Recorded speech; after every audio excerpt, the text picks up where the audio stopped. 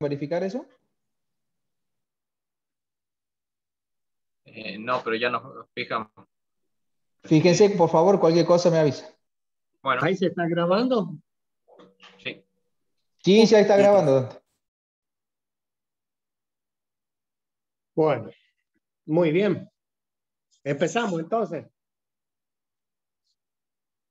¿Se está viendo ahí? No sé, porque yo pierdo toda conexión con el mundo exterior. Sí, sí, Sí, profe. Bueno, o sea que si se acaba el mundo, acá está Dante Simone frente a una pantalla y no veo nada ahí. Por más que vengan degollando. No, no, te vamos a avisar, quédate tranquilo. Por favor. Si se arma el Armagedón, avísenme, ¿eh? Por lo menos una cuadra antes que llegue a casa. ¿Qué es lo que vamos a ver nosotros en este tema que resulta de bastante interés y mediante el cual nosotros ya damos por finalizado, digamos, los conocimientos que hacen falta para entrar a la segunda materia y que es la parte de estudio de las máquinas hidráulicas, ¿no?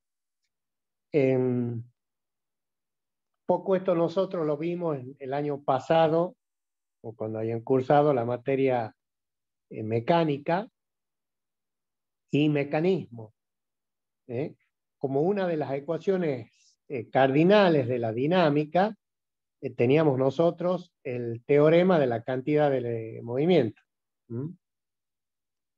El teorema de la cantidad de movimiento. También se le llama momento de impulso. El teorema del impulso, que es lo mismo. Si bien el teorema es el mismo, volvemos a poner el énfasis en que los conocimientos físicos son lo mismo, independientemente que en mecánica y mecanismo hablamos de un sólido rígido y en mecánica de los fluidos hablamos de un fluido o de un elemento que es deformable, que no tiene forma. La física es la misma. Lo que nosotros tenemos que hacer es adaptar las ecuaciones del teorema de la cantidad de movimiento o del impulso que vimos para sólido rígido, poder adaptarlos para la materia que estamos viendo ahora, este año, o sea, en la mecánica de los fluidos. Y fíjese que forma parte de lo que es el estudio de la mecánica del fluido y no de la segunda parte de la materia, que es la máquina hidráulica.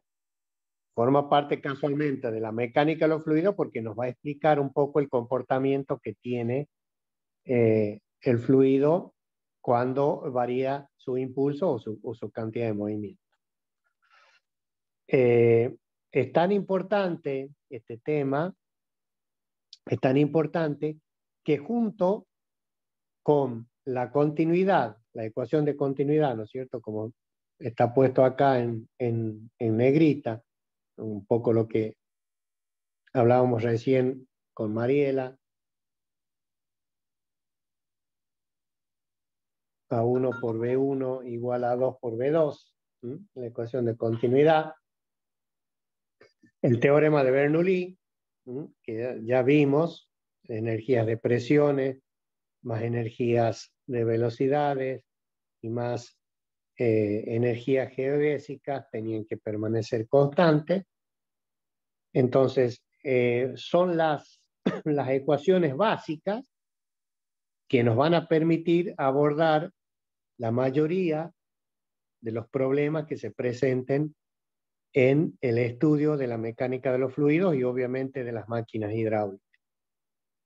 No pierdan nunca de vista que tanto para Bernoulli como para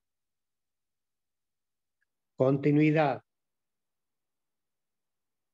y como para el impulso o la cantidad de movimiento, La hipótesis que nosotros siempre manejamos es que la densidad permanezca constante, o sea, el fluido sea incompresible.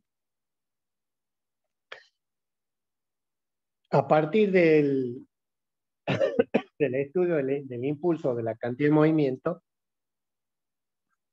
vamos a poder entender cómo se puede aprovechar la energía disponible en un fluido para aprovecharla como energía mecánica, o bien cómo podemos entregar energía a un fluido a través de una máquina.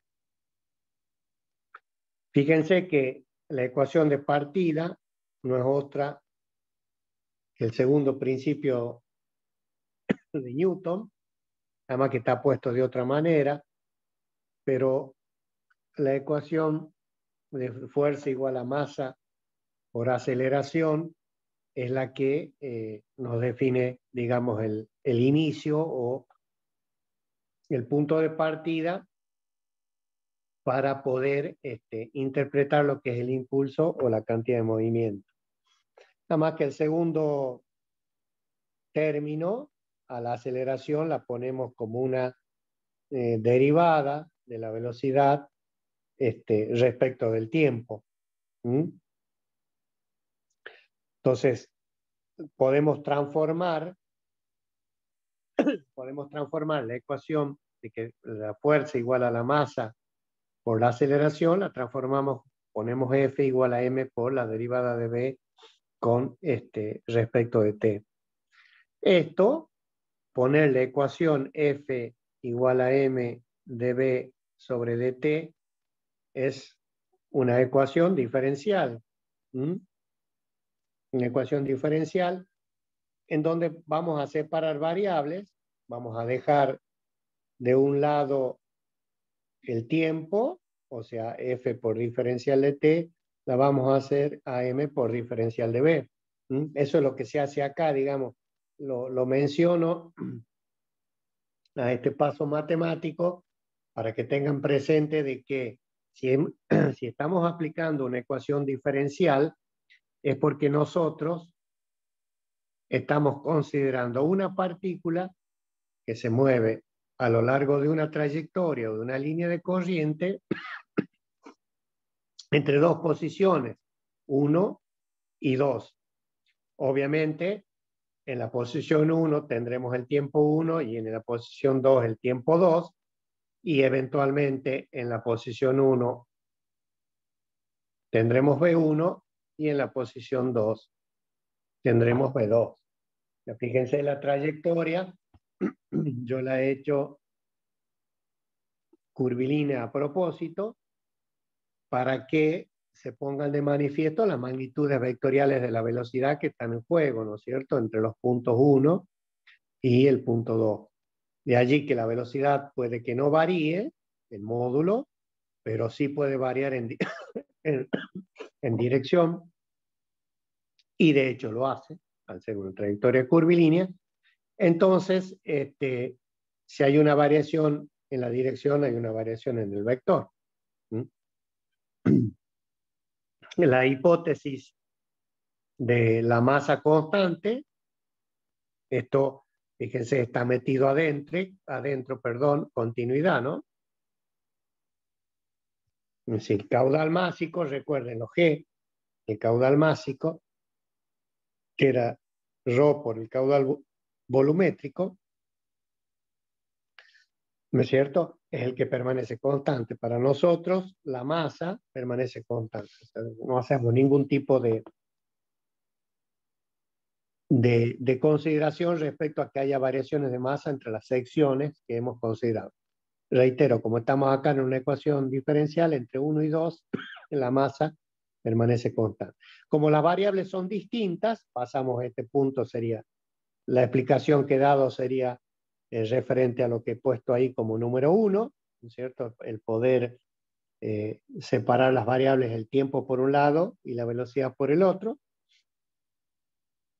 Ahí tenemos la ecuación número 2, que es la que verdaderamente le da el nombre a nuestro teorema, puesto que esta integral que tenemos a la izquierda, en azul,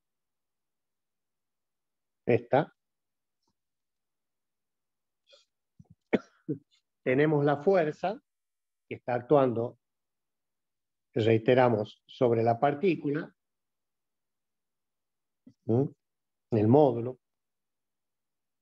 durante un tiempo T1 a T2. A esto es lo que se conoce con el nombre de impulso. Impulso, recuerden, es fuerza por tiempo. Fuerza por tiempo, en líneas generales, es lo que nosotros denominamos impulso. Y obviamente, como estamos resolviendo una ecuación diferencial, tenemos que es F por diferencial de T. El diferencial de T se refiere a la variable tiempo, que nosotros luego la vamos a resolver y la vamos a considerar esta ecuación ya, digamos, resuelta a lo largo de ese delta T o el tiempo que actúa la fuerza, ¿no? El impulso es muy representativo, digamos, la fuerza y el impulso son muy representativos en mecánica, puesto que involucra la capacidad que tenemos, ¿no es cierto?, para producir ese movimiento. El término de la izquierda, F por diferencial de T, reitero lo que acá hemos puesto como impulso, y lo que hay a la derecha, M por B, en general, ¿no? M por B, es lo que se denomina cantidad de movimiento. La masa, el producto de la masa por la velocidad es cantidad de movimiento. Fíjense que la cantidad de movimiento es una magnitud vectorial. Porque la velocidad lo es. Y la masa es un escalar, es decir, que un escalar por un vector me va a dar un vector. O sea que la cantidad de movimiento, reitero, es una magnitud vectorial. Y es lógico que así ocurra porque el impulso también, esto es una magnitud vectorial. No puede ser nunca un escalar igual a un vector. Entonces, si el miembro a la izquierda, F por T o F por diferencial de T, resulta una magnitud vectorial, a la derecha también tenemos que tener igual consideración para que sean los términos iguales, ¿no? Entonces, en líneas generales, se puede decir, fíjense que todavía ni siquiera hemos particularizado, si estamos hablando de un sólido rígido o de un fluido, que el impulso es igual a la cantidad de movimiento. De allí que el segundo principio de Newton, nosotros solemos expresarlo como que si un cuerpo es sometido a una fuerza, le produce un cambio en la velocidad proporcional a esa fuerza que existe. En cambio, poder expresarlo a través de la variación del impulso, a través de la dirección de la cantidad de movimiento, se puede decir exactamente lo mismo. Es decir, podemos decir nosotros de que la fuerza aplicada en un cuerpo tiene, o el impulso aplicado en un cuerpo, tiene, vamos a ponerlo así, la misma dirección que su variación de cantidad de movimiento. Y obviamente el mismo sentido. Este impulso, actuando en un tiempo t, tiene la misma dirección y el mismo sentido que la variación de la cantidad de movimiento. Por lo tanto, si hay una variación de cantidad de movimiento, un delta m por b, obviamente es porque hay una fuerza o una suma de fuerza que está actuando en un tiempo t que es distinta de cero. Es la otra forma de expresar el segundo principio. O sea, la resultante de la fuerza tiene la misma dirección que la variación de la cantidad de movimiento. Esto un poco en repaso lo que vimos el año pasado en mecánica. ¿Mm?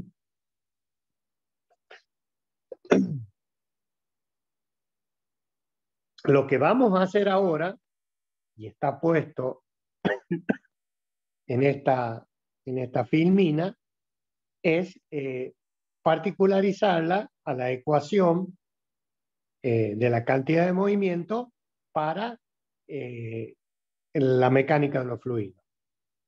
Entonces, un poco se los había adelantado yo en la anterior filmina. Fíjense, acá tenemos un tubo.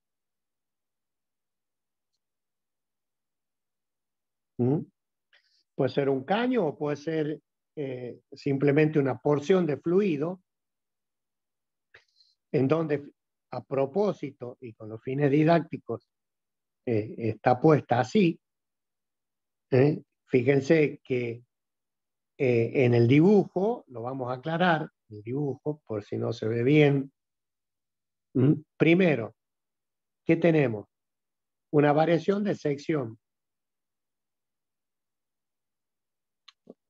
Perdón. No, ahí está. Tenemos una variación de sección.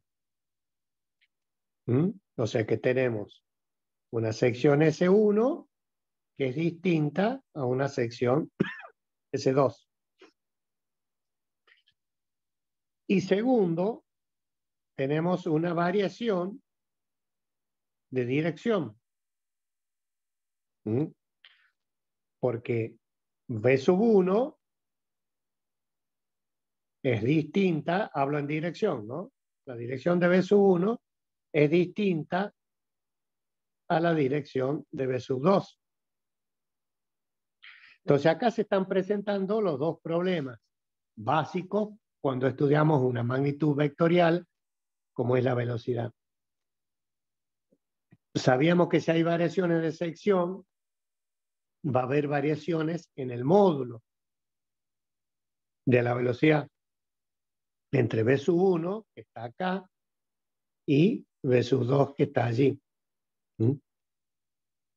Pero además, y para asegurarnos, y esto a los fines teóricos, nosotros decimos que las secciones varían. Y obviamente, si la sección 1 es distinta a la sección 2, las velocidades van a ser proporcionalmente distintas según hayan variado S1 y S2. Al decir esto, quiero decir que esto, como es un caso teórico, obviamente S1 es mayor que S2, por lo tanto las velocidades van a ser inversamente proporcionales a dichas secciones. Entonces, en el dibujo estamos poniendo de manifiesto estas dos cosas. Tercero, consideramos como fuerzas actuantes las fuerzas, acá voy a, de la presión, puesto que nosotros desde la sección 2 para arriba reemplazamos toda la porción de fluido por su fuerza de presión, que le llamamos F sub P2. Obviamente, si la sección 2 es así, F sub P2 tiene que ser, reitero, perpendicular a esa sección. Entonces, como esto está en equilibrio dinámico, ¿por qué está en equilibrio dinámico? Porque estamos en hidrodinámica y tenemos la aplicación, o tenemos una suma de fuerzas actuando que me están produciendo, fíjense, este cambio de velocidad. Entonces tenemos que analizar las fuerzas que están actuando. Entonces F sub P2 resulta de considerar la acción que tenemos del fluido por encima de la sección 2. De este otro lado pasa exactamente lo mismo con esta fuerza de presión. O sea, aparece la F sub P1, perpendicular a la sección 1, que es la que tiene en cuenta todo el fluido de la sección 1 a la izquierda. Luego, ¿qué tenemos? El peso del fluido a través de su fuerza o atracción gravitatoria W. Vamos a poner el 3, perdón, acá entonces. El 3, habíamos dicho fuerzas de presión, para que vaya quedando como. El 4 es el peso del fluido. Está puesto acá. El 5, vamos a poner, fíjense, existe, no podemos cambiar de color. Estos que están en verde, que son las fuerzas que provienen o tangenciales, ¿no es cierto? Si son tangenciales, son las fuerzas de rozamiento.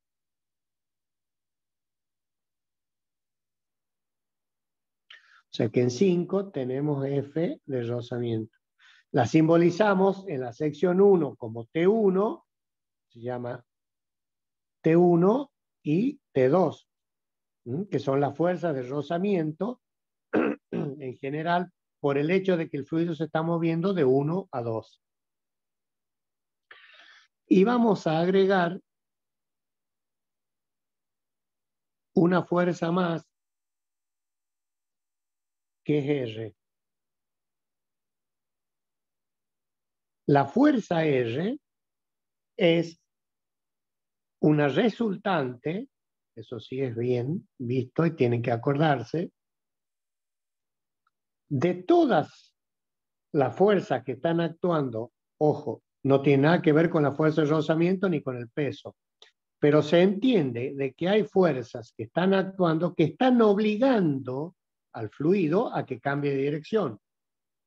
Porque habíamos dicho de que no tan solo había una variación de sección, sino que había una variación de dirección. Para que exista una variación de dirección, hay alguna fuerza que tiene que estar como empujando al fluido para que varíe la dirección de 1 a 2. ¿Me siguen hasta ahí?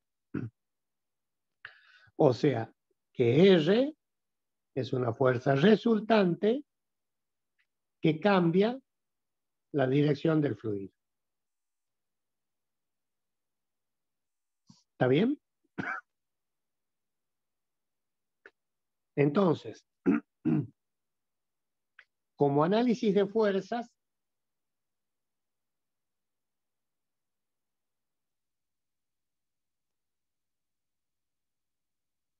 tenemos las fuerzas de presión, 1, tenemos el peso, 2, tenemos las fuerzas de rozamiento,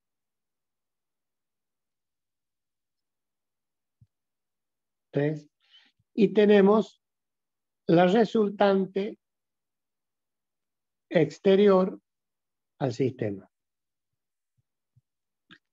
Estas 4 fuerzas, fuerzas de presión,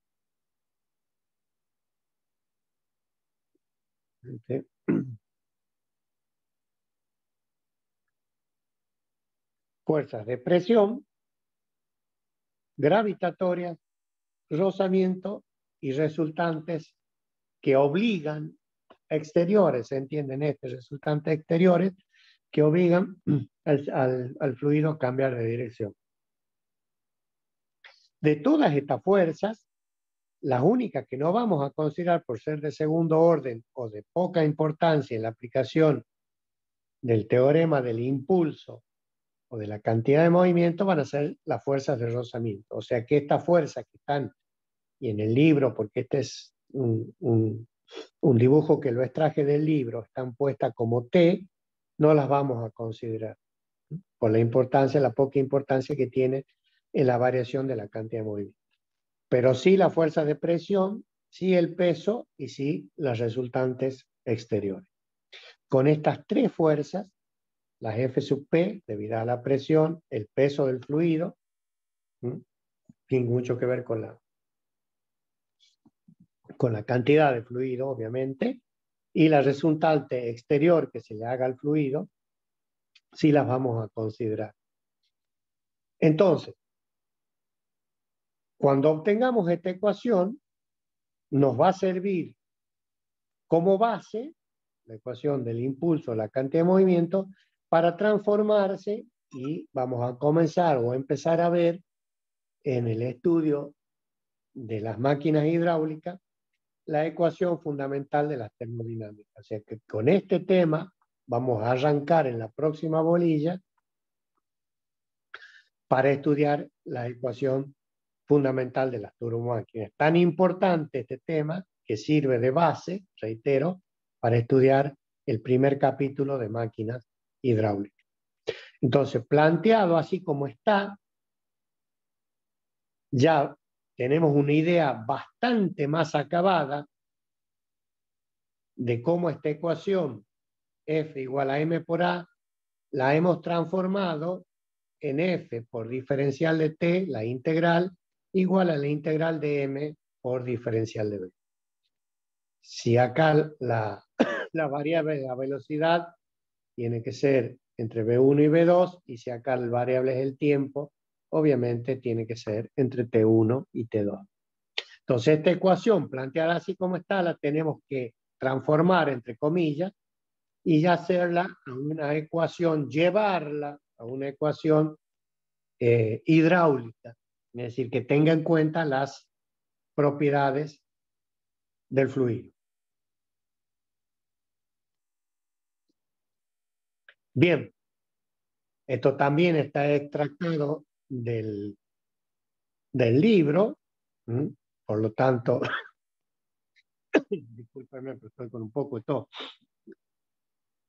Está extractado del libro y el dibujo lo van a encontrar exactamente igual. Hasta le he puesto la página, yo que me parece acá está, en la página 330. El libro lo buscan y ahí está. Volvemos a reiterar, nada más que hemos agrandado, lo agrandado al dibujo. Fíjense, vamos a ir un poquito más rápido. En la sección 1 está la F sub P1, está la T1, B1, el peso del fluido, W, la resultante exterior que ejercemos sobre el fluido para que varíe su dirección, y seguimos. Tenemos B2 en la sección 2, tenemos T2 y tenemos F sub P2. Si nosotros hacemos el diagrama dinámico, nosotros ¿qué tenemos? F sub P1 está ahí, la sumamos algebraicamente ¿con quién? Con el peso, que está acá, en el extremo del vector peso. Se entiende que si voy a hacer el depurado lo estoy haciendo en escala, ¿no? Esto ya es física 1, ¿no? Si F sub P1 es 30 kilos, bueno, será, no sé, 1 centímetro cada 10 kilos, creo que fuera, el trazo de escala, a partir de un punto, ¿no? Trazo una paralela F sub P1,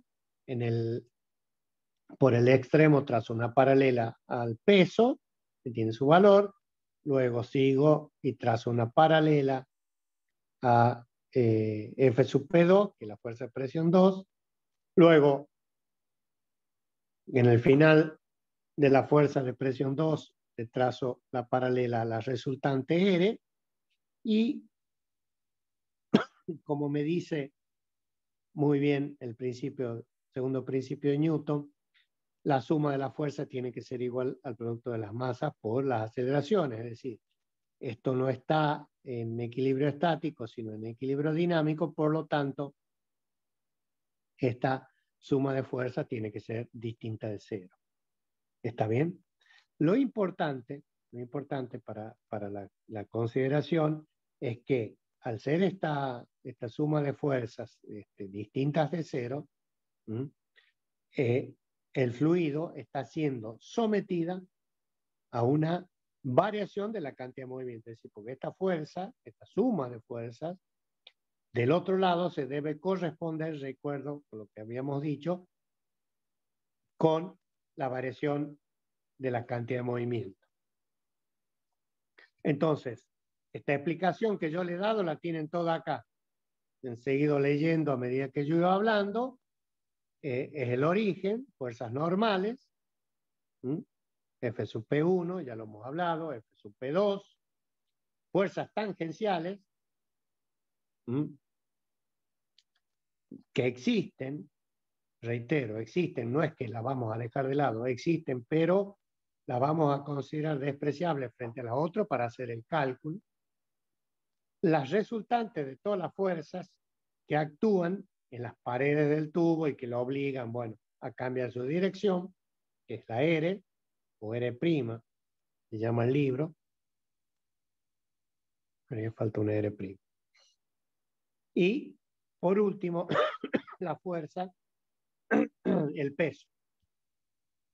Bueno, todas estas fuerzas están volcadas acá, reitero, en ese diagrama de equilibrio, excepto las fuerzas tangenciales, T1 y T2, que ya de movida nosotros no las consideramos, por lo tanto, en la resolución de los problemas no las vamos a tener en cuenta. Reitero, no influye para nada en los cálculos que nosotros estamos haciendo. Vamos a ver un poquito el procedimiento. El procedimiento este que yo un poco se los adelanté en la primera filmina, es el que está escrito acá. Empezamos por la aplicación, porque sin esto no podemos ir a ningún lado. O sea, el segundo principio de la segunda ley de Newton, fuerza igual a masa por aceleración. Pero ¿qué hacemos? Es un poco lo que le vuelvo a repetir. Si nosotros seguimos... Vamos a borrar esto.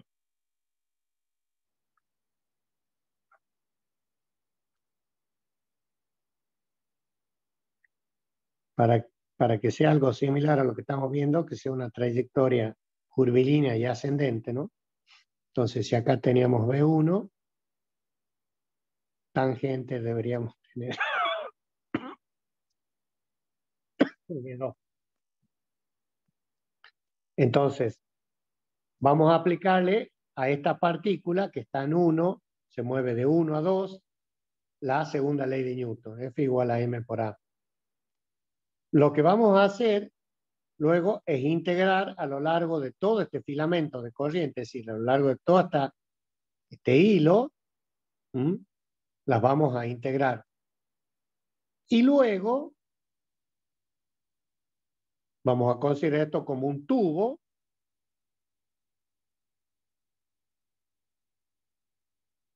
y lo vamos a integrar a lo largo de la sección.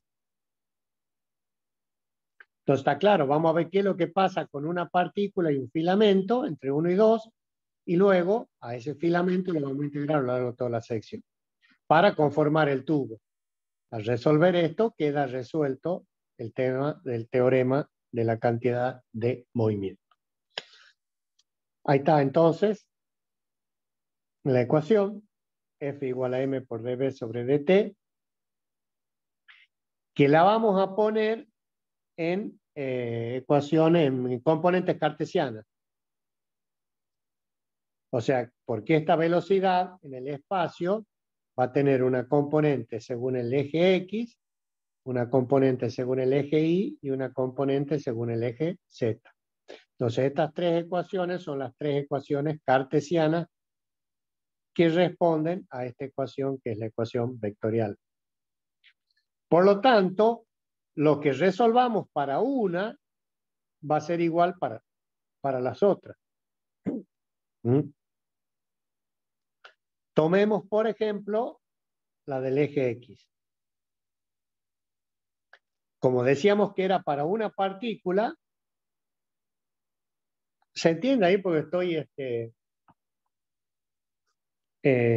marcando a medida que voy hablando, ¿se ven? El diferencial de f sub x. ¿Por qué? Porque es una partícula que la vamos a aplicar y le vamos a calcular la fuerza. Podemos decir que estos son los ejes, no sé, X y Z. Por lo tanto, habrá una componente de fuerza según el eje X, según el eje Y y según el eje Z. Veamos qué pasa con X. Y bueno, va a ser la variación según eje X con respecto al tiempo, porque esa es la aceleración. Este es el término que a mí en mecánica de los fluidos siempre me molesta y se los vivo diciendo cada vez que transformamos, y esto ya es por última vez. Por última vez por el hecho de que termina la mecánica de los fluidos.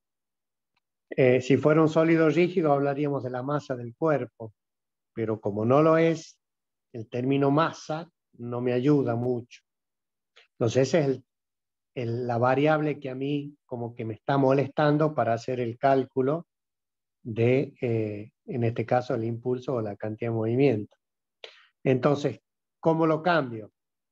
Y yo sé que la masa es el producto de la densidad por el volumen. Y el volumen lo podemos poner como el producto del caudal por el tiempo. Es lo mismo. ¿Está bien? Entonces, la densidad, el caudal y el tiempo no es otra cosa que, puesto de otra manera, la masa. Caudal por tiempo. O sea que la densidad, a ver, a un costado, podemos poner esto acá. Nosotros dijimos que la densidad era el cociente entre la masa y el volumen. Y la masa es la densidad por el volumen. Al volumen, para no ponerlo como tal, lo pongo como caudal por tiempo. Ahí está. Eso es lo que he hecho acá en términos diferenciales. Como estamos en un diferencial de t, porque acá tengo un diferencial de f, tengo una ecuación diferencial, entonces me queda esto. Bien, se puede simplificar este con este, y fíjense que me queda, vamos a poner acá, diferencial de x, una ecuación escalar, me queda que es igual a la densidad por el caudal por la variación de la velocidad según ese eje. ¿Me siguen hasta ahí? Pues lo siento muy callado. Díganme algo. Sí, profe. Rétenme. Sí, profe. ¿Sí? Sí, profe. Mariela, Sí, profe, estoy atenta. Pía, que son de las dos señoritas que tenemos. Sí, profe. Estoy escuchando. Sigue, Pía. Bueno, muy bien. Entonces, bueno, está puesta la fuerza según el eje X, ecuación escalar, ¿no? O sea que al decir escalar, ¿qué estamos encontrando? Módulo. No vaya a decir que esto es una ecuación escalar. Esto es una ecuación vectorial, ¿no? Esta. Nada más que estamos calculando el módulo. Por eso está puesta en forma escalar. Bien. Y bueno, está ahí. F sub E, que es diferencial resultante en X de todas las fuerzas que actúan sobre la partícula, como dijimos, en 1.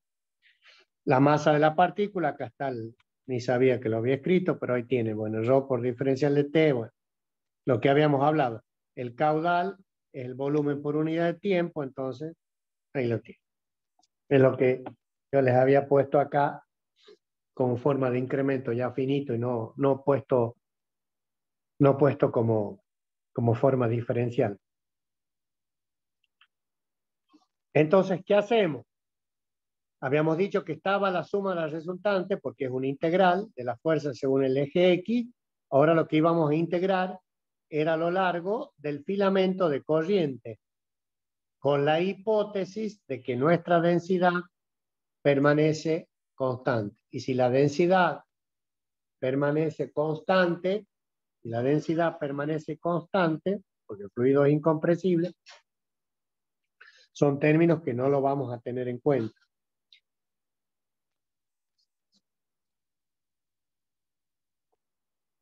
El diferencial de Q igual a C se refiere a que en régimen permanente, si el régimen es permanente, recuerden esto, si el régimen es permanente, cuando decíamos que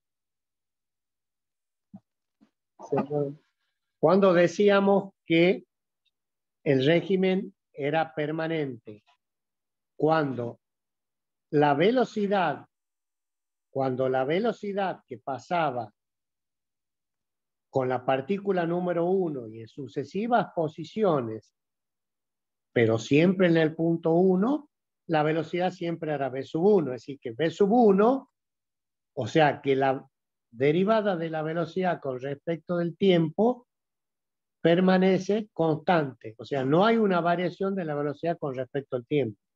En los puntos considerados, ¿no? En 1 y en 2. Lo que no significa que la velocidad varíe en un punto distinto al 1. Pero todas las partículas que pasan por 1 tienen la velocidad v sub 1. Y todas las partículas que pasan por 2 tienen la velocidad 2. Por lo tanto, si el régimen es permanente, se puede decir de que se puede sacar el caudal por fuera del signo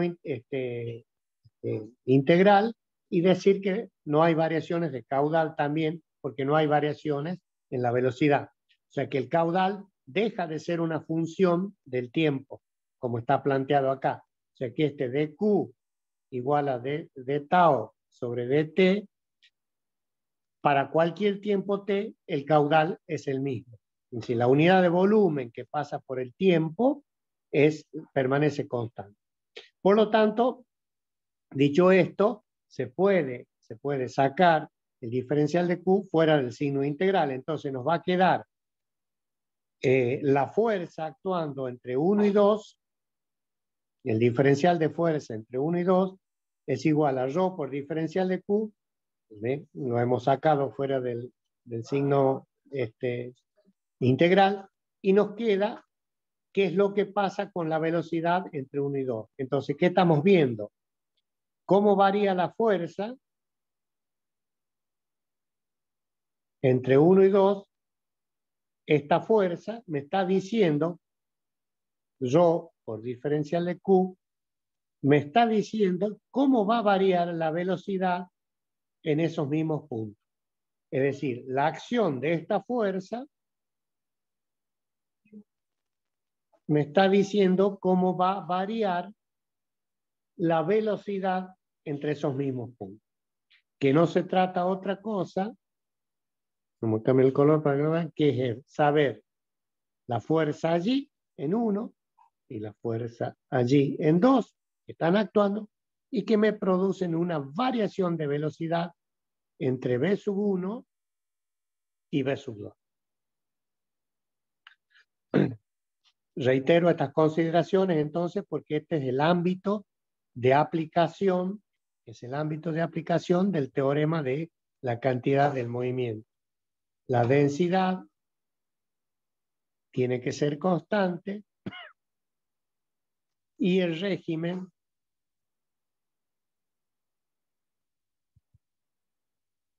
permanente.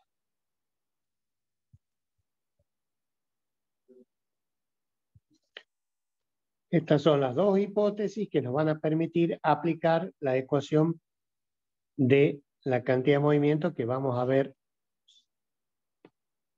cómo nos queda.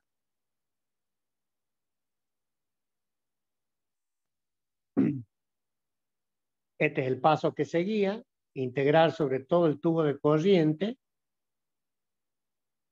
entre 1 y 2, o sea que ya tenemos secciones. Entonces nos queda fx. Nos queda ρ nos queda la velocidad en 2, componente en 2, por el caudal. Habíamos dicho que era diferencial de Q, menos B sub X1 por diferencial de Q. Entonces, como hemos resuelto esa integral, la integral que estaba acá, del diferencial de fuerzas, tenemos la resultante de todas las fuerzas que actúan en 1, ¿no es cierto? Entonces, nos queda que es la resultante de las fuerzas que actúan según la dirección X actuando. Las fuerzas interiores no las consideramos porque por el principio de acción y reacción sabemos que una se anulan a otra, así que no son considerables. En cualquier fluido, las fuerzas interiores son iguales y de signo contrario, por lo tanto se anulan. Entonces la única que nos queda es la fuerza actuando según esa dirección. Lo otro que nosotros vamos a tener en cuenta que las velocidades no van a ser las velocidades puntuales que actúan en esa línea de corriente, puesto que ya hemos integrado a lo largo de toda la sección y tenemos un tubo de corriente. Por lo tanto, las velocidades van a ser velocidades promedios, o sea que estas B son velocidades promedios, según el eje que sea, X, Y o Z. Según cualquiera de esos ejes, las velocidades que actúan son velocidades promedios. Y sí nos permite también acá sacar el caudal y ponerlo como Q directamente por las consideraciones que nosotros habíamos hecho. Es decir, al no haber variaciones de velocidades puntuales, el caudal en la sección 1, si lo volvemos a hacer al dibujito, un poco más sintético, ahí está. Esta es la sección 1.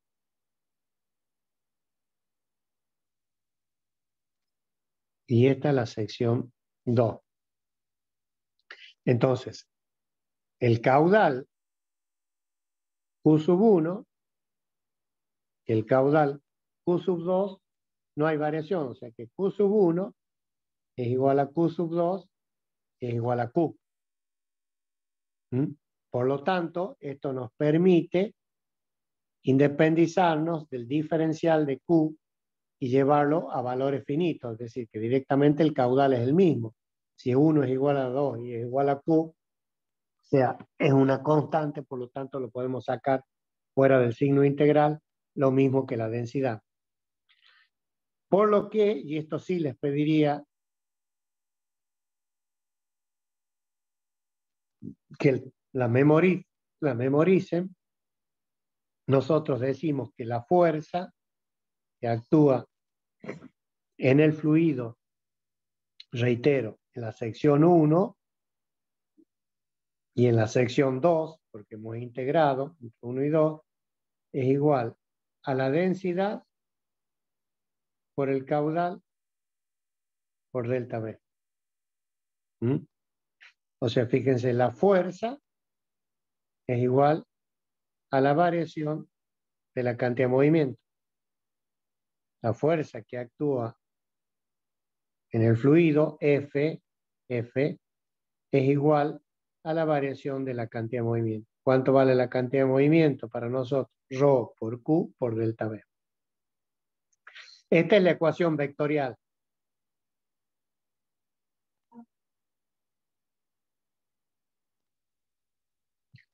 Que deviene en las tres ecuaciones escalares. Fx, Fi y Fz. Todo lo que hicimos para X, en este caso, todo lo que hicimos para X, en este caso, es válido para Y y para Z. Entonces va a ser las constantes, independiente de qué eje tomemos, X, Y o Z, Pero fíjense que para X, obviamente vamos a tener que analizar B sub X2 menos B sub X1. Para I van a ser las componentes de la velocidad, I2 menos I1, y para Z, Z2 menos Z1. Entonces, esta es la expresión del teorema de la cantidad de movimiento para la mecánica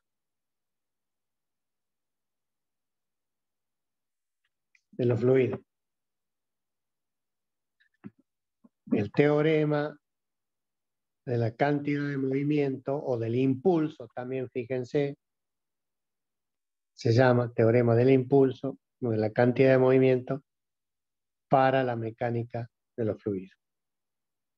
Reitero, el producto, la fuerza total. No pierdan nunca de vista que nosotros colocamos esta ecuación, ¿no? Y que en realidad siempre lo decimos que es la suma de fuerzas es igual al producto de las masas por las aceleraciones. O sea que esto nos está dando la resultante de la fuerza que están actuando sobre el fluido, que le obligan a cambiar la cantidad de movimiento. ¿Cómo lo ven? Cambiando la velocidad. Lo importante que tiene esta fórmula es que al no estar ningún miembro presente que nos diga, que nos hable de rozamiento, esta fórmula se aplica tanto para fluido ideal como para fluido real. Fíjense que la fuerza queda en función únicamente de la velocidad. Y la velocidad no tiene nada que ver si el fluido es ideal o real, ¿no? Con las simplificaciones que hemos considerado, de considerar velocidades, de tener en cuenta velocidades promedio en las secciones 1 y 2. ¿Me queda claro? Ahora vienen las aplicaciones. ¿Está bien? ¿Me queda claro la ecuación?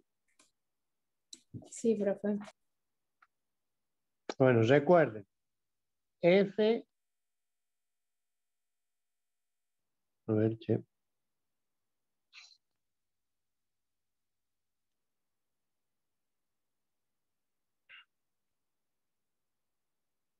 F. Vector. Rho por Q por delta B. Rojo, ¿eh? Vector. Si BF es un vector, la cantidad de movimiento va a ser un vector. No puede ser otra manera. B es vector. Estos son dos escalares. Un escalar por un vector me va a dar un vector.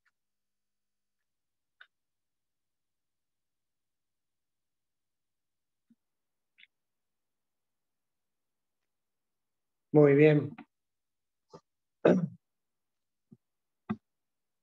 Miren. Algunas aplicaciones para que las tengamos en cuenta. Esto que está en la parte superior, esto, estoy marcando acá con rojo, puede ser un acueducto, ¿no?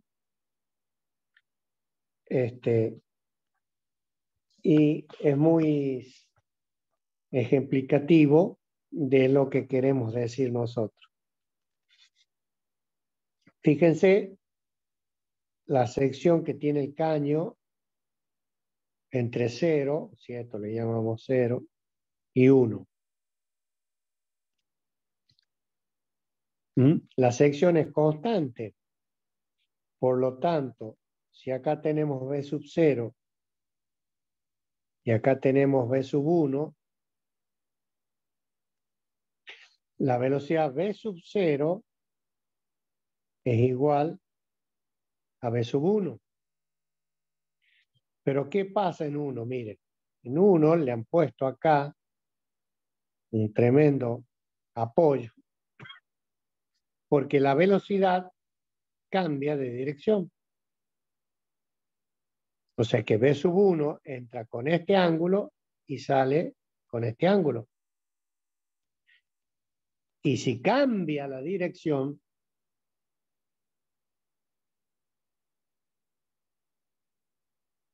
hay un cambio de velocidad.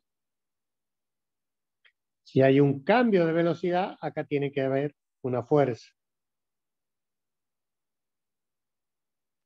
Que obviamente, si la analizamos desde el punto de vista del fluido, el fluido le va a hacer una fuerza al piso por el hecho de haber cambiado la dirección. Como los módulos pueden ser iguales, pero la dirección es distinta, los vectores han cambiado. Por lo tanto, ahí hay una fuerza. ¿Qué pasa entre 1 y 2? Y bueno, entre 1 y 2 pasan las dos cosas que hemos visto recién. Es decir, hay un cambio de dirección, fíjense, con la dirección que entra acá, B sub 1, y con la dirección que sale, B sub 2, pero también hay un cambio de módulo. Miren, ahí hay una contracción.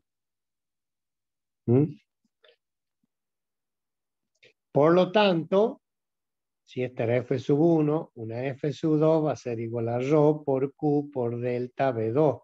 ¿Por qué? Porque en B2 hay cambio de dirección y hay cambio de módulo.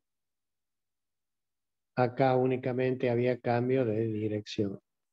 Por lo tanto, el fluido va a ejercer una presión o una fuerza sobre la tubería. ¿Por qué? Porque lo estamos obligando a cambiar de dirección y a cambiar de velocidad. Por lo tanto, en 2 va a aparecer una fuerza.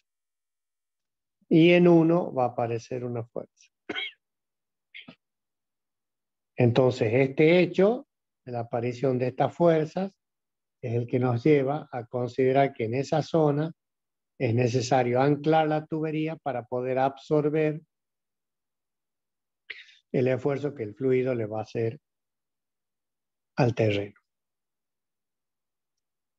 ¿Entienden eso?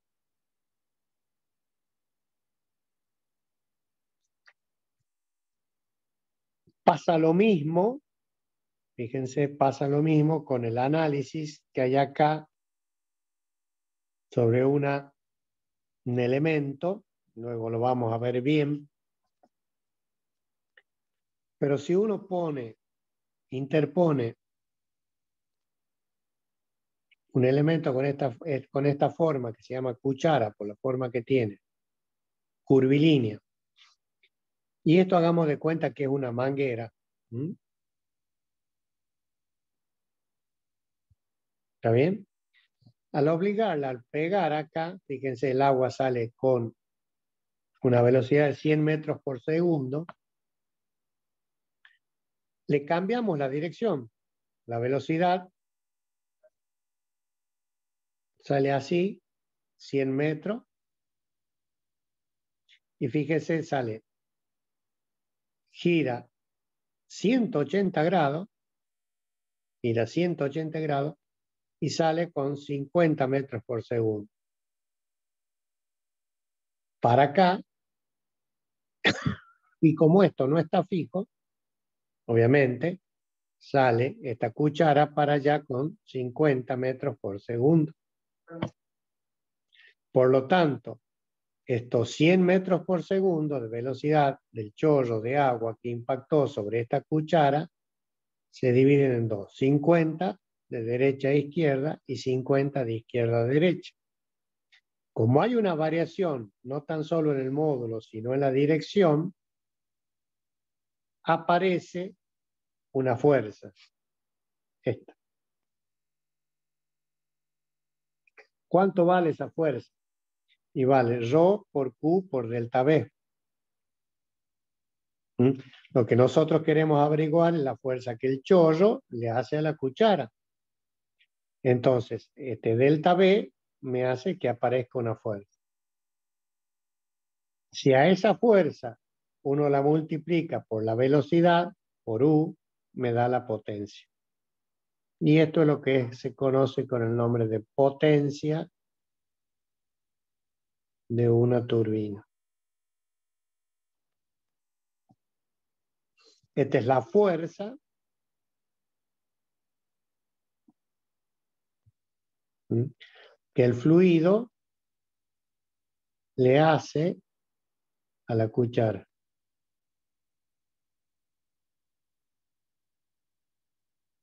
Luego, si multiplicamos la fuerza, esto es la potencia mecánica, ¿no? Se llama potencia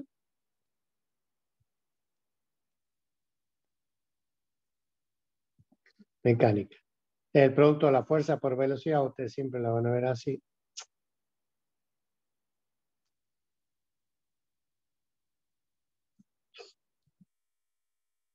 La potencia mecánica es F por V.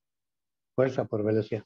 Acá nada más que, como es una velocidad tangencial, le llamamos U.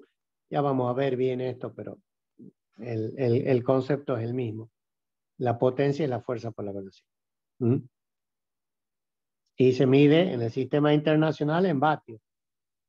O sea que es, ¿no es cierto? La potencia del vatio es el newton por metro sobre segundo.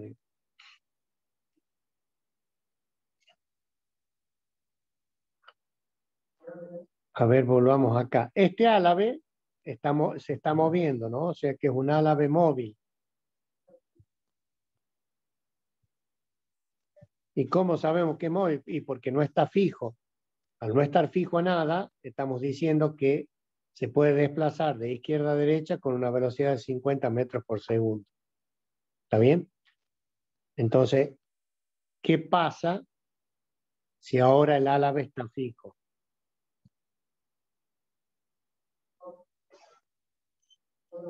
Si el álave está fijo, como en este caso,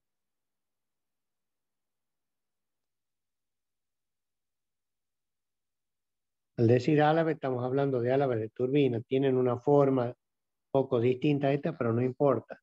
Lo que nosotros vamos a analizar son los efectos dinámicos que nosotros tenemos en por acción del fluido.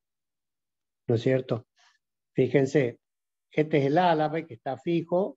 Si está fijo, ahí sí tiene que aparecer una resultante de una fuerza, que va a ser F. ¿Por qué? Porque hay una variación de la cantidad de movimiento. Es decir, F igual a ρ por Q por delta B. Como delta B es distinto de cero, tiene que aparecer una F. Entonces, ¿cómo analizamos? Vamos a llamar C sub 1, esta es la nomenclatura internacional que vamos a utilizar próximamente en los próximos capítulos cuando veamos las máquinas de fluido. C sub 1 se refiere a una velocidad absoluta a la entrada, por eso tiene su índice 1, y C sub 2 es una velocidad absoluta a la salida. Este es el chorro de agua. Vamos a ver si lo podemos...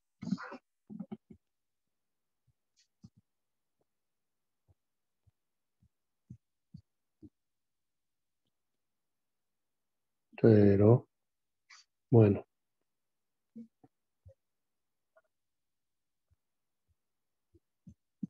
No lo puedo hacer.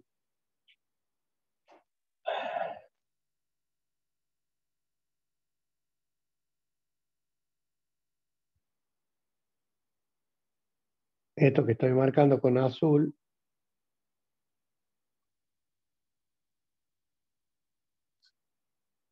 es el chorro de agua, ¿no? Que está impactando, reitero, está impactando sobre este álave que está fijo. Como hay una cantidad de movimiento que varía, porque hay una variación de velocidad, tiene que aparecer una fuerza. Esa fuerza la designamos con F. Reitero, lo que hacemos acá es considerar en un plano X, Y, y vamos a calcular, obviamente, las Fx y las Fi, porque esto está en un plano. Si consideramos en el espacio, aparecería la tercera componente.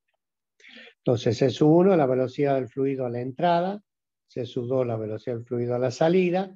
Fíjense que sale con un cierto ángulo alfa. El fluido, ¿no? Por lo tanto, les hago directamente el árabe. No hay ninguna diferencia con lo que acabamos de ver recién para obtener la ecuación.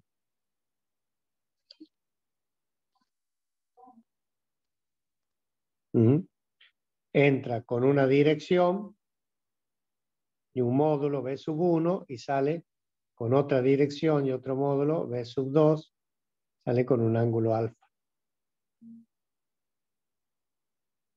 Entonces, como hay un delta B, me aparece sí o sí una E.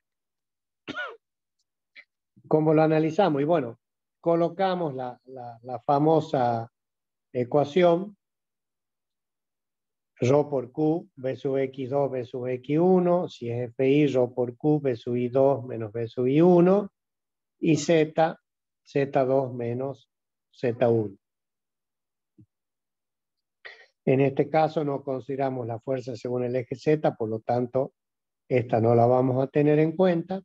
Vamos a ver de descomponer esta fuerza en obtener sus componentes en X y en Y, según este sistema coordenado de cartesiano, X, Y. Entonces, ¿qué hacemos? Proyectamos la fuerza, la velocidad según el eje X, C sub 1X igual a C sub 1, es lógico, ¿no? C sub 2X es C sub 2 por coseno de alfa. En Y, C sub 1 no tiene componente porque es horizontal, vale 0, y en Y vale por el seno de alfa. Por lo tanto, si reemplazamos en las fórmulas, nos va a quedar que Fx es igual a ρ por Q, en vez de poner B sub X2, ponemos sería B sub X2 menos B sub X1, ¿no es cierto? C sub 1X menos C sub 2X. O sea que C sub 1 menos C sub 2 coseno de alfa. Y F sub I, bueno, nos queda C sub 1I que vale 0 y C sub 2I que vale C sub 2 seno de alfa. Ahora fíjense acá y acá, y fíjense acá y acá. En la fórmula Fx ρ por Q, B sub X2 menos B sub X1, y en la fórmula Fx ρ por Q, C sub 1 menos C sub 2. Está multiplicado acá. Fíjense en los subíndices. 2, acá tenemos 1, y acá tenemos 1, y acá tenemos 2. ¿Por qué he cambiado los subíndices? Y está bien. Porque estas ecuaciones son las que me dan el teorema del impulso.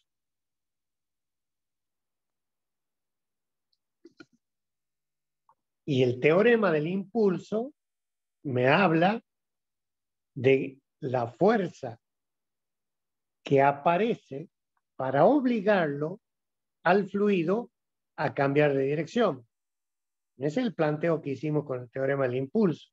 Si todas las fuerzas que estaban actuando para que el fluido cambie de dirección. Como estamos hablando de una máquina, lo que nosotros queremos hacer es aprovechar o ver qué fuerza me va a entregar el fluido a la máquina. Por lo tanto, si esto es la acción, esto es la reacción. O sea, el teorema del impulso me da la acción exterior que obliga al fluido a cambiar de dirección. Y en una máquina hidráulica lo que yo busco es la reacción, es decir, qué respuesta me va a dar el fluido para yo poder aprovechar, en definitiva, esa energía para poder aprovecharlo. Por lo tanto, lo que nosotros encontramos por el teorema es la acción y lo que el fluido me va a entregar, la reacción. Entonces, por el principio de que a toda acción se le opone una reacción igual y de sentido contrario, lo que hago es darle vuelta a los subíndices directamente. Si esta es la acción, la reacción va a ser igual y de sentido contrario. ¿Me siguen hasta ahí? Sí, profe. Por último, si el álave se mueve, y si ya no está fijo, como es el caso anterior, lo que hay que considerar es la diferencia de velocidades que existe entre la entrada y la salida. Porque, fíjense, ¿cómo sé que el álave se está moviendo? Porque me están indicando, a partir de allí, que se desplaza con una velocidad U. Es decir, el agua choca contra el álave, que sigue siendo esto, pero al no estar fijo, aparece en parte una reacción y en parte le da movimiento. Como el álave se mueve, la velocidad absoluta de entrada C⁻1 va a ser la suma de la velocidad relativa con que el fluido ingresa al álave menos la velocidad de giro o de desplazamiento. Es decir, yo sé que C⁻1 es igual a W⁻1 más U. Como nosotros no consideramos pérdida, porque por el momento no vamos a considerar pérdida, eso lo vamos a ver cuando veamos bien las máquinas hidráulicas, W⁻1 es igual, perdón, a W⁻2. Entonces yo puedo poner de que C⁻1 es igual a W⁻2 más U. Este es el concepto de velocidad relativa, reitero. La velocidad absoluta es igual a la velocidad relativa con la que el fluido ingresa más la velocidad con la cual se está moviendo. Eso es lógico, ¿no? Coloco o mezclo el subíndice 1 con el 2, puesto que no considero pérdidas a lo largo de todo el rozamiento que significa el fluido con el líquido. Como a mí me interesa la diferencia de velocidades, porque recuerden que F es ρ por Q por delta B o ρ por Q por delta C, si queremos ponerlo así, nosotros nos da lo mismo que usan B o C hasta que no entremos al triángulo de velocidades, todo ese tipo de cosas en máquinas hidráulicas, pueden manejarse tranquilamente con B o con C. Lo que pasa es que el autor acá está utilizando la notación internacional. C son velocidades absolutas, W son relativas y U son velocidades de desplazamiento. Entonces, pasa exactamente lo mismo. Entonces, la fuerza fue la ρ por Q por delta C. Como necesito la diferencia de velocidades, C⁻2 menos C⁻1. Yo sé que C⁻2 vale ω2 más U y C⁻1 vale ω1 más U. Pero como ω2 y ω1 es lo mismo, puedo considerar directamente estas U, las simplifico y me queda que la diferencia de velocidades absoluta es igual a la diferencia de velocidades relativas. O sea, lo mismo que tome las velocidades absolutas C que las velocidades relativas W. C, vamos a poner acá, son velocidades absolutas y W2 u ω2 velocidades relativas. Relativos, ¿por qué? Reitero, porque el álave se está desplazando con una velocidad tangencial U en esta dirección, horizontal. Por lo tanto, la velocidad con la que ingresa el fluido no es la velocidad absoluta, distinta al caso anterior, sino la diferencia entre la que trae menos la que se mueve. Como esta ecuación o este análisis vectorial me dice lo mismo, que es lo mismo que tome, reitero, porque no hay pérdida, que tome las velocidades absolutas que velocidad relativa, bueno, puedo proyectar y me queda que W⁻1x es igual a C⁻1 menos U y W⁻2x es C⁻1 menos U por coseno de alfa. O sea, la velocidad a la salida, W sub 2. Pasa lo mismo a la entrada, no hay una componente vertical, y sí tengo una componente según el eje Y, pero a la salida, una componente vertical. Como el álave se está moviendo, el caudal hay que tomar en cuenta por el diámetro del chorro. Esto por el momento tómenlo así. Esto es el diámetro del chorro. Ya vamos a verlo bien cómo se calcula. Es el área, pi por diámetro al cuadrado sobre 4, por la diferencia de velocidades. Fíjese que es A por B. A por B. Por lo tanto, este es el caudal Q. Entonces, si uno volvemos a la fórmula, nos va a quedar que la fuerza según el eje X es pi por diámetro al cuadrado sobre 4. Reitero, el diámetro es el diámetro del chorro, que hacemos referencia, como si fuera una manguera, a este es el diámetro del chorro. Entonces es el área del chorro por la densidad, y acá está el delta B. Y acá está ρ, por lo tanto esto es Q. Rho por Q por delta B me da F sub X. Y la proyección según el eje Y me queda valor negativo, reitero, por este hecho. Fíjense, la fuerza Y va para abajo. Por eso es el valor negativo. Queda menos pi por diámetro cuadrado sobre 4 por rho por C sub 1 menos U al cuadrado por el seno de alfa. Esto es para el caso de que sea una a la vez. Cuando tengamos el conjunto de álabes, fíjense, ya no interviene más el caudal o el diámetro del chorro, sino que interviene, como es lógico, el Q, que es el caudal total. ¿Cómo es el caudal total? Y es la suma de todos estos caudales que impactan en cada uno de los álabes. Entonces, esto va a ser el caudal total. Estas son las fórmulas que vamos a aplicar para la resolución del trabajo práctico.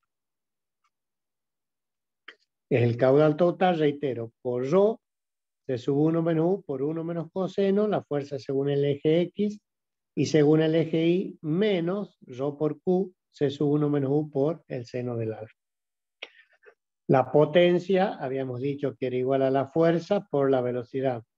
Obviamente, ¿qué fuerza es la que me interesa? Y la que me está produciendo en la dirección de movimiento.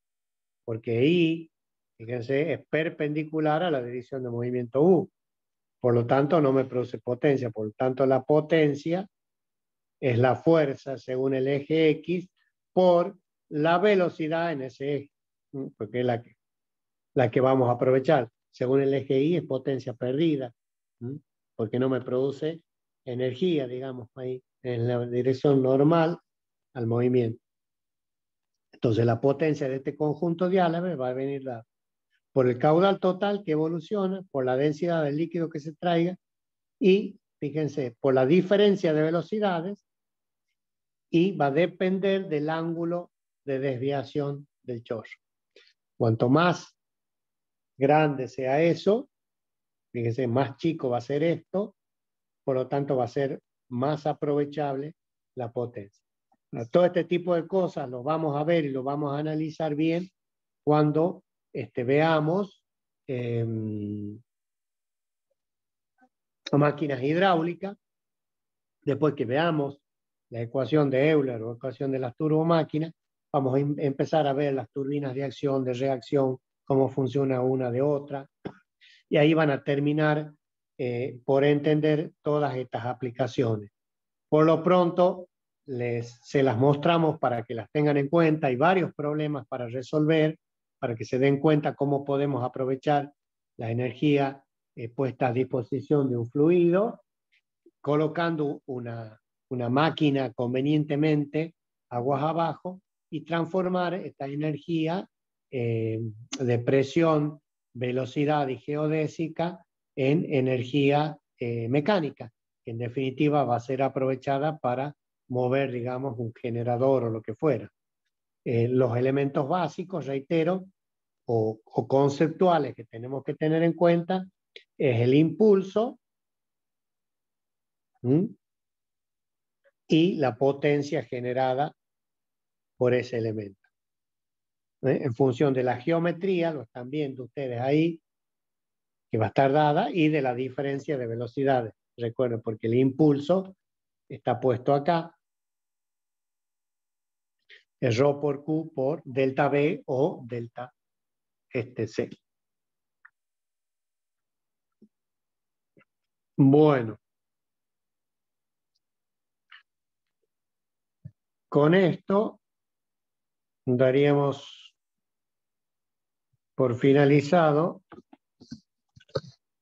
el teórico, por lo que mañana estaríamos en condiciones de hacer un práctico. Y eventualmente, si ustedes tienen dudas sobre el parcial, también aprovecharíamos para evacuar todas las dudas y si queda tiempo hacemos un práctico y si no lo dejamos para después del parcial. ¿Les parece? Sí, profe, ¿puede detener la grabación?